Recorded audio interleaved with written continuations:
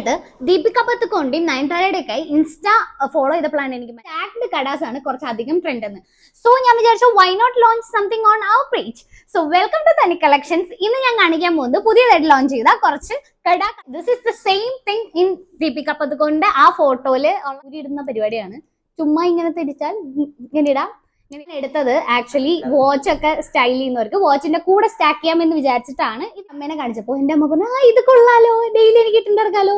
സംഭവം എപ്പോഴാണ് എനിക്ക് മനസ്സിലായത് അമ്മമാർക്കൊക്കെ ഒരു വള പോലെ ഇട്ടുണ്ടാക്കാൻ പറ്റുന്ന പരിപാടിയാണ്. ആണല്ലോ അവർക്ക് ഇട്ടുണ്ടാക്കാൻ തന്നെ തുറക്കാൻ സുഖമാണ്. ഇൻഫിനിറ്റിയുടെ ഒരു സിമ്പിൾ ഉള്ള ഒരു പൂക്കി വൈബ് ഉള്ള പിള്ളേർക്ക് പറ്റിയ സാധനമാണ്.